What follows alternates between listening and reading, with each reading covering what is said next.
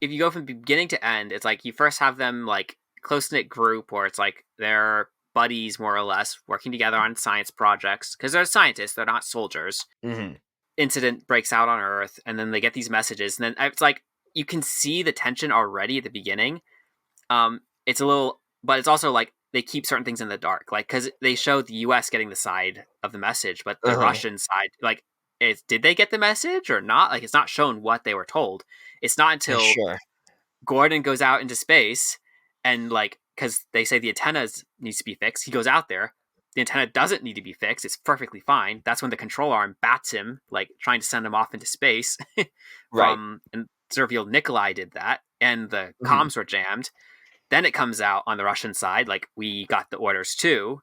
So they made the first move, and then it's almost like it escalates from there. It's like this. It's not like immediate, like blown warfare or anything. It's like it's Right. gradual, and it's like you see the actions of the individuals. You see them in conflict, like working behind each other's backs, except for Christian. Like that's held until the end. That's Mm-hmm. the big reveal. But like you just see it happening gradually over time, and it's like it gets worse and worse and worse and worse. And as it gets worse, you see damage happening to the station. You see moves made that can't be taken back, and then of course you see bodies start to fall. Right. Starting with Veronica, and then you have the big fight between Gordon and Nikolai in the chamber, where both of them kill each other, Right. and then the reveal of Christian, and then there's the big fight between Christian, Alexi, and Kira. So Yeah. it just leads to that point. Now I will say, even though it has this great tension throughout and just keeps you at the edge of your seat, the ending is a little anticlimactic, and we can go into that in Okay. a minute. But You didn't feel like the tension paid off. yeah, no, I will say that. So it's kind of, Okay. which is kind of where I got the idea of like thrill ride, where it's no point at the end. Yeah, I I'm very curious now. Oh my goodness. I feel like we must have gotten such very different views on so many different things. The so yeah, heightened tension. I gave it much lower ranking than you, I'm sure.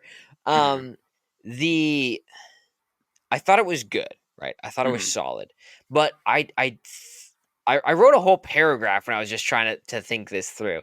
I think that this movie, because and this kind of goes back to my original thought about who the villains were, right? The Hmm. villains at the end of the day, I think, are the internal struggle that each of us feels, in who's a character in the story, right? And the problem with this movie is that because they're going off of that more than, oh, it's the Americans and the Russians are the bad guys, or oh, it's the Russians and the Americans are the bad guys, right? It's not doing that. It's more of a just a discussion on trying to do the right thing, and what is the right thing in the situation and who to trust. Hmm. um they kind of balance out the bad things that happen to either side. And so you Hmm. have an American quote unquote die, and then you have the Russian die, and then you have the Americans kind of hiding, and then a Russian turns on the other Russian, and then an American comes back, and then they go to fight, right? And so you have like relatively equal footing for both sides throughout this. And this is where I think that they failed in regards to heightened tension. They had a lot of good sub conflict opportunity, right? They have Christian's backstory where he has these kids he wants to go back to.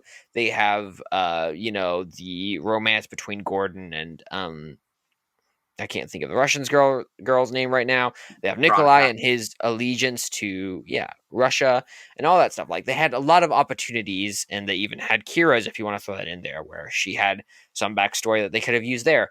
The problem was that it seemed like conveniently every time a new conflict started, it was right after a different conflict had just ended. Hmm. And so you had this sub conflict between um Gordon and or the romance, right, with Gordon. And then Gordon disappears, and like, okay, now you don't have this romance tension going on, but you do have is the remorse going on with that. So you And got the rid of betrayal. one problem, right, you got rid of one problem and you got a new one. And it's almost Hmm. like that happened consistently throughout the story, where it's not so much that the tension in my mind was heightened, it was just replaced. And so I thought that the tension was relatively steady with no necessarily increase of stakes in the story Mm-hmm. as much as it was just a slightly new scenario with this new added element that replaced an old element that had just been deleted. Mm. Yeah, so it was like it was really weird because I thought it was like relatively I think this is where the complexity of the story comes in, right? Because you have Mm-hmm. a relatively simple storyline at the beginning, you have all the branches come out afterwards, right?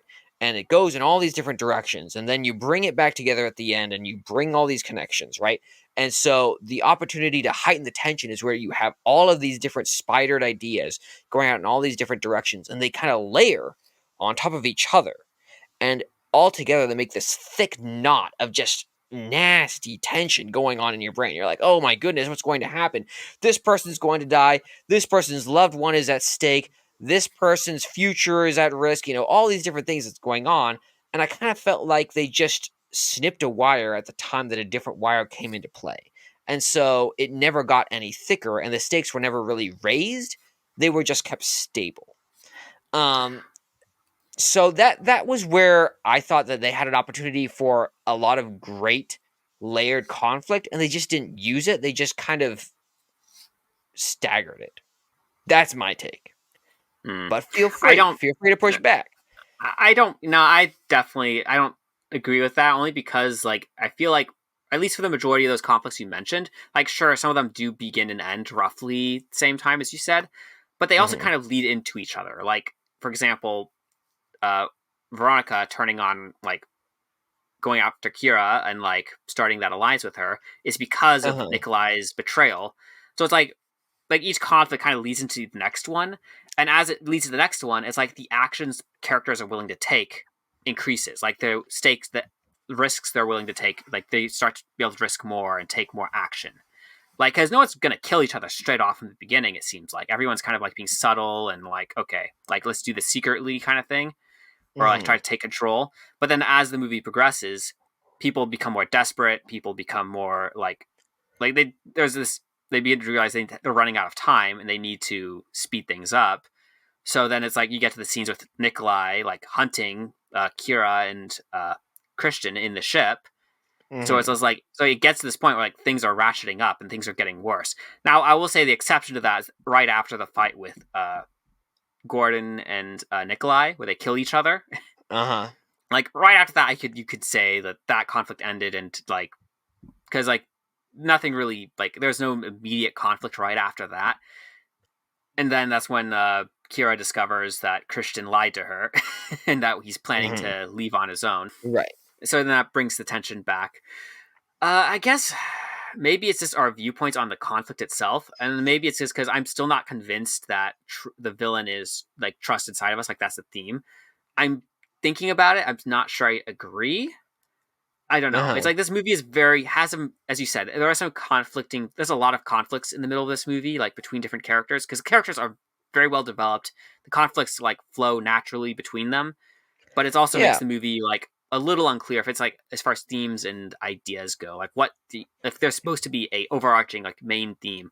Like I would say it's probably something like Chester being united or something, because like that's clear by the ending, like that's what they're trying to do, Right, but right. it's also very weakly done. So it's not like a very strong theme. It's just. I see what you're saying, and I think that I would agree that it is a more fundamental discussion on what is the story about, right? Mm, I think if you come from the viewpoint that this story isn't about trust, or that the internal conflict of trust isn't the central locus of conflict, then mm, yeah, you're going to come to a different conclusion than I am on whether or not the tension is compelling in this movie. And maybe that's going mm, to make it more compelling for you, right? Because you see that these characters, oh, there's an American that dies, and or they make some progress or whatever. The only thing I would say, as maybe a counter to what you said, but it's not much of a counter. It's more that I thought that death was always on the table in this movie from mm. the very beginning, Well, I and mean, yeah, so it's I like you're in space. Death is always going to be on the table. So. Uh-huh. Yeah. So I didn't really think that ever really changed the way they did it.